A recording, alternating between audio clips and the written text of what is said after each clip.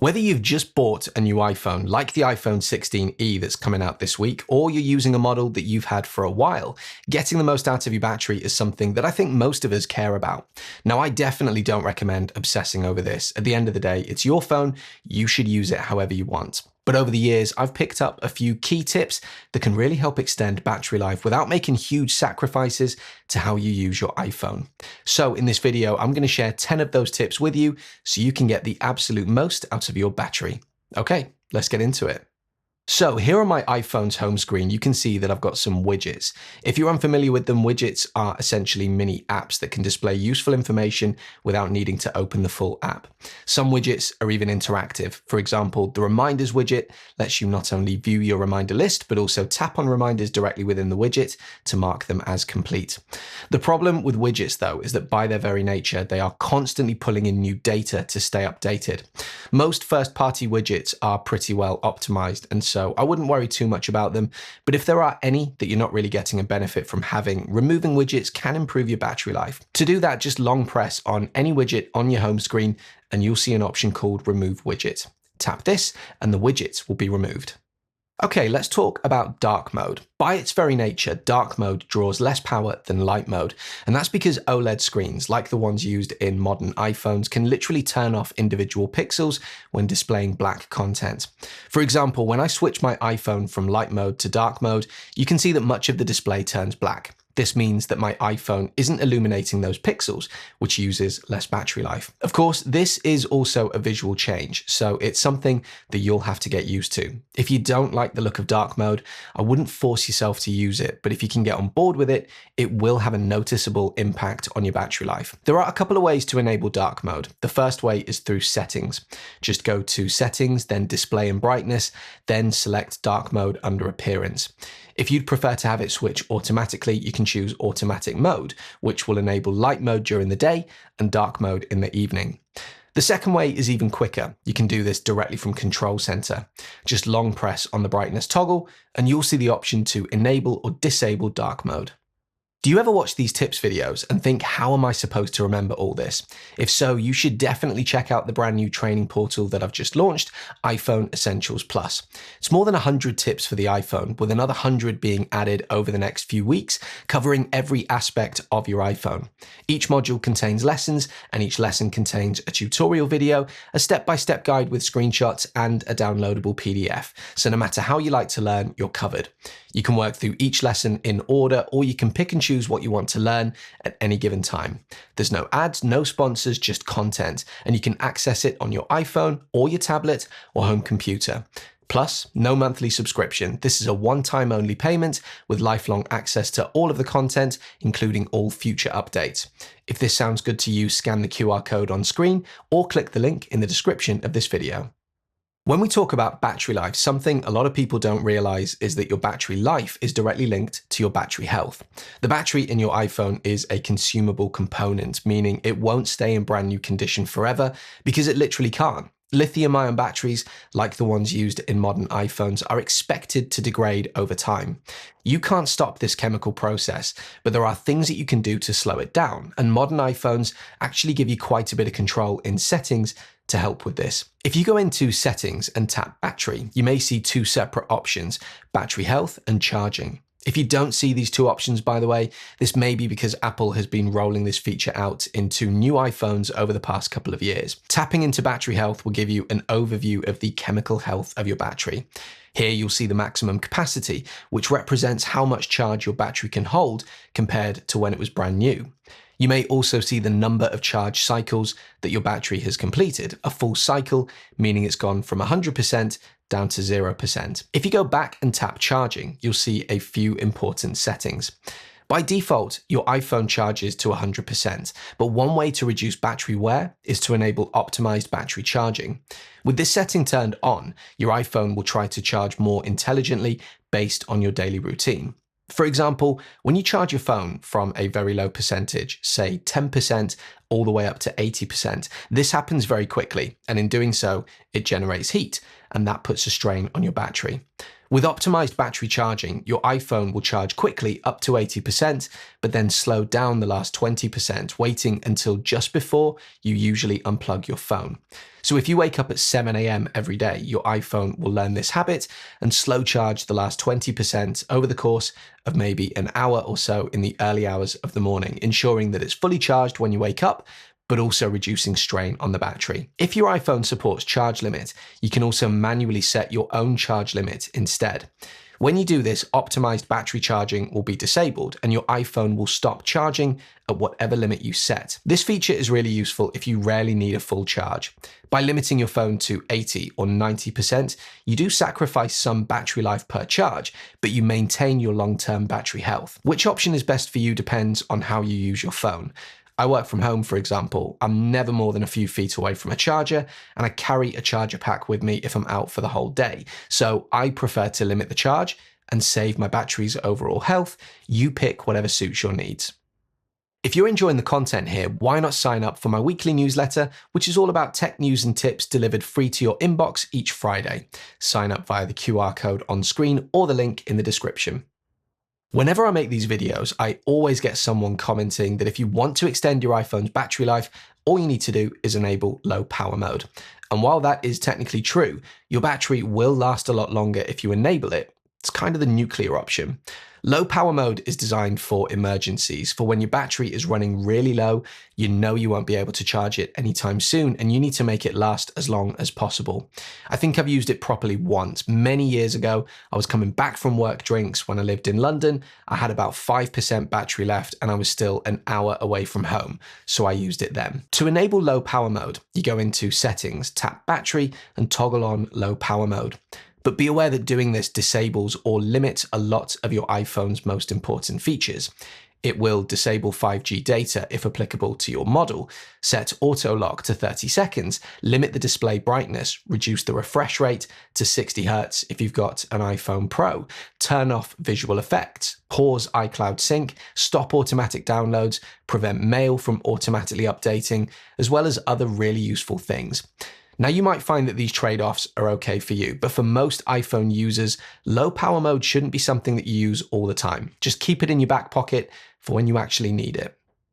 This tip is beneficial not just for saving battery life, but also for enhancing your privacy and security. Go to Settings, then tap Privacy and Security. Once you're there, tap into Location Services. First, you'll want to make sure that Location Services is enabled. I'm not going to suggest turning it off completely. Location Services plays a crucial role in making sure that you get the best experience from your iPhone. But what I do recommend is going through the list of apps and checking which ones have their location access set to always. If you find any apps that are set to always, I would strongly suggest tapping into them and changing their access to while using the app. If an app has always access, that means that it could be constantly tracking your location in the background, even when you're not using it. That's bad for battery life. It isn't great for your privacy either.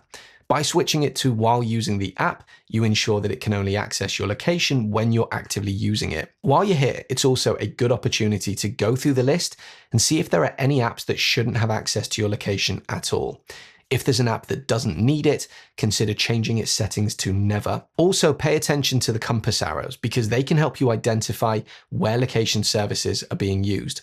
A gray arrow means that the app has accessed your location in the past 24 hours. A purple arrow means it's even more recent than that. Oh, and finally, this tip isn't going to make a huge difference to your battery life, but it is still worth mentioning. While you're already in location services, it's a good idea to decide whether apps should be able to access your precise location or not. To do this, tap into any app on the list, and if precise location is toggled on, it means exactly what it sounds like. The app will be able to pinpoint your exact location with high accuracy. If you toggle this off, the app will only know your general location rather than your exact position. There are some apps where you definitely want precise location enabled, for example, food delivery apps or rideshare apps, because they need to know exactly where you are. But there are plenty of other apps that don't need this level of accuracy, but probably have it, and in those cases, switch it off. I think a mistake a lot of people make is assuming that because they have an unlimited data plan, they can just use mobile data all the time and never have to think about connecting to Wi-Fi. While that might be technically true from a data usage perspective, it's It's worth remembering that mobile data, especially 5G, consumes way more battery life than accessing the same data over Wi-Fi. So whenever possible, I would definitely recommend using Wi-Fi instead of mobile data to help preserve your battery. If you go into settings, then tap mobile service or cellular, depending on what it's called on your phone, and then tap into data options, there are a couple of settings worth looking at. First, if you tap into voice and data and you're using a phone that supports 5G, you should see 3 options: 5G Auto, 5G On, and 4G.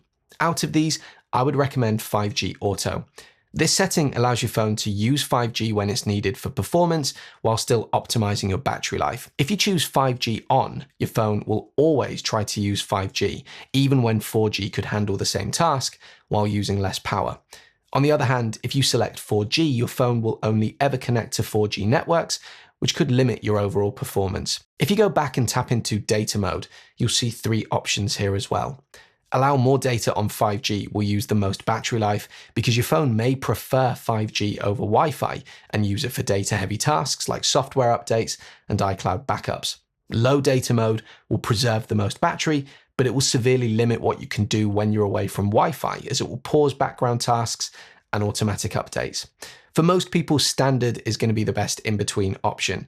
It allows automatic updates and background tasks while still being mindful of your data usage. Oh, and one last thing to mention, if you're using public Wi-Fi in places like airports, coffee shops, fast food restaurants, make sure you're using a VPN. And this is the part where you'd expect me to segue into a VPN ad. But I'm not going to. I'm just going to remind you to use whichever VPN you think is right for you, and strongly recommend that you always connect to one when using public Wi-Fi to keep your data safe. The way your iPhone handles email can have an impact on your battery life, but how much of an impact depends on what kind of email user you are. To explain this, let's go into Settings, scroll down, tap Apps, then scroll again and choose Mail. At the top of the Mail settings, you'll see an option called Mail Accounts. Tap into this and you'll see a list of all the email accounts that you have set up on your iPhone. Now tap Fetch New Data and you'll see options for how your iPhone retrieves email, either push or fetch, and you can customize this for each individual mail account. There's some confusion in these settings. I think in the past, even I've accidentally given some contradictory information here, so let's talk about it. When we talk about push, this means that the email server sends a notification to your device whenever a new email arrives, kind of the same way that a text message works. For most of us, if we're receiving a handful of emails each hour, push is actually really efficient. But if you receive hundreds of emails each hour, it can be really inefficient because if that's the case, your phone is constantly waking up to process new emails, which can impact your battery life. The alternative option is fetch, which means that your iPhone checks with the mail server manually to download new emails. You can set fetch to manually, which means your iPhone won't check for new emails until you open the Mail app. This is by far the most battery efficient option, but it also means that you won't get notified about new emails unless you manually check. You can also set fetch to automatically check for new mail at specific time intervals, hourly, every 30 minutes, or every 15 minutes. The less often your phone checks, the less battery it will use. But the downside is that if you're waiting for an important email and fetch is set to hourly, you could be waiting a really long time before the email is downloaded. So, which option is best? If you don't receive a lot of emails, but you care about your emails, honestly, I would leave it as push. I think this is the setting that most people will use. If you generally couldn't care less about your emails and you just want to check it a couple of times each day, set it to fetch and leave it as manual or hourly. If you receive hundreds of emails each hour, consider setting it to fetch and choosing a time frame that works for keeping you updated and doesn't drain your battery too much. You know a setting is going to impact your battery life when Apple themselves mention it, and that's exactly the case with the haptic keyboard. If you're unfamiliar with this setting, haptic keyboard creates a small vibration under the screen every time that you tap a key, making it feel more like typing on a physical keyboard. It's a really nice tactile effect, but because it requires the Haptic engine to activate with every keystroke, it does use up extra battery life, especially if you type a lot. To access this setting, go to Settings, tap Sounds and Haptics, then select Keyboard Feedback. Here you'll see an option for haptic, and if you want to maximize your battery life, you should make sure that this is disabled. Notifications are such a big part of the iPhone experience that most of us don't really stop to think about how much they impact our battery life. If you're getting hundreds of notifications a day, that's hundreds of times that your iPhone is lighting up, possibly turning on the home screen, and over time that can have a significant impact on your battery. Now obviously you want notifications to come through, but I would recommend being more selective about which ones you allow, and there are a few different ways to achieve this. The easiest way is to manage notifications as they come in. If you start noticing notifications from an app that you don't really care about, just swipe left on the notification until you see the Options button. Tap Options, then choose Turn Off Notifications. This is essentially a shortcut for going into Settings and disabling notifications for that particular app. If you don't want to turn them off completely, you can also choose to mute them for a specific time. But if you know that you don't need notifications from a certain app, this is the best way to deal with them immediately. The other way to do this is through Settings. Go into Settings, tap Notifications, and scroll through the list of apps. In the Notification Style section, you can tap into each app and toggle off notifications manually. This is a good method, but it is time-consuming compared to disabling them directly from the notification center. A more advanced way to manage notifications is by using focus modes. To set one up, go to Settings, tap Focus, and if you don't already have a focus mode set up, tap the plus button in the upper right corner. Your iPhone will show several focus mode options. If you choose Work, for example, tap Customize Focus, then tap into Apps and choose Allow Notifications From. From here, use the plus button to select only the apps that you want to receive notifications from while this focus mode is active. Once you're done, go through the remaining setup screens, add any additional customizations that you need. And then whenever you need to limit notifications, you could go into Control Center, tap Focus and choose Work or whichever focus mode you set up. While this focus mode is enabled, you'll only receive notifications from the apps that you allowed. If you have a device capable of Apple Intelligence, my preferred focus mode is Reduce Interruptions. This takes care of most of the notification filtering automatically, ensuring that you only get important notifications without needing to manually configure anything. If your iPhone supports Always On Display, there are some changes that you can make to reduce its impact on your battery. Go into Settings, tap Display and Brightness, then scroll down and tap Always On Display. The most effective way to save battery here is to simply toggle Always On Display off. If you do this, your phone will behave as if the feature doesn't exist, so whenever you lock your phone, the display will go completely black. This will maximize battery savings, but you will lose all the benefits that come with having Always On Display. If you want a compromise between battery life and functionality, you can customize Always On Display by toggling wallpaper and notifications on or off. Disabling wallpaper can make a difference because your phone has to use some degree of brightness to display the background image on your Always On display. If you turn this off, most of your screen will go black, which uses no power. Not a big power saver here, but worth mentioning. Another option is to disable notifications. If you turn this off, your Always On display won't show incoming notifications while your phone is locked. This can save some battery, but of course, you'll lose the convenience of glancing at your notifications without unlocking your phone. Keep in mind the previous notifications tip that we just talked about. If you get that part right, I think you're safe to leave this feature on. Ultimately, it's up to you to decide which version of Always On display works best for your needs while still helping to conserve your battery life. Oh, and one other setting to mention with regards to your display that isn't in the display part of settings. Go to Settings, then Accessibility, then Display and Text Size, and consider enabling Auto Brightness, which does exactly like it says it does. So I know I said that the video was 10 tips, but I'm going to close the video out with a few bonus tips.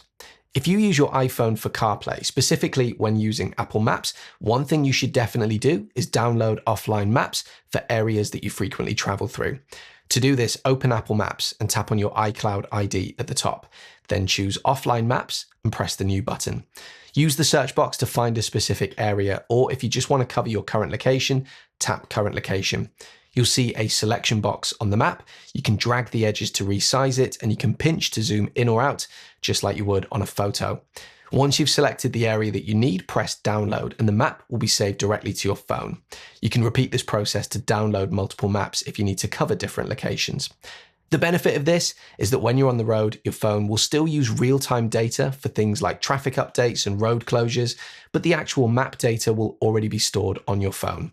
This means less data usage when you're away from Wi-Fi, and therefore better performance, especially in areas with poor signal. If you have an iPhone that supports ProMotion, which means your screen has a 120Hz refresh rate, you can disable this feature if you want to save some battery life. Now, I'm including this as a bonus tip because realistically, if you bought a Pro phone, it's probably because you want features like this. But not everyone cares about having a super smooth display, and if battery life is more important to you, you might prefer to turn it off. To do this, go to Settings, tap Accessibility, and under the Vision section, choose Motion. Scroll down to the bottom, and you'll see an option called Limit Frame Rate. If you enable this, your phone's maximum refresh rate will be capped at 60 Hz instead of 120 Hz. Avoid force quitting apps. This is where you swipe up and hold from the bottom of the screen to bring up the app carousel. And what a lot of people do is they scroll through and swipe up to force quit apps. Not only is this unnecessary on iPhones, but doing it often can actually hurt your battery life. That's because iPhones are designed to intelligently manage background apps. When you swipe away an app, your iPhone removes it from memory, meaning that the next time that you open it, the app has to restart from scratch. This uses more battery than if you just left it running in the background. In general, you should avoid force quitting apps and let your iPhone manage its own system resources. Obviously, if an app becomes unresponsive, then yes, you should force quit it. And if you feel like your phone is slowing down, there's nothing wrong with restarting your device every few days, which also refreshes all your apps automatically.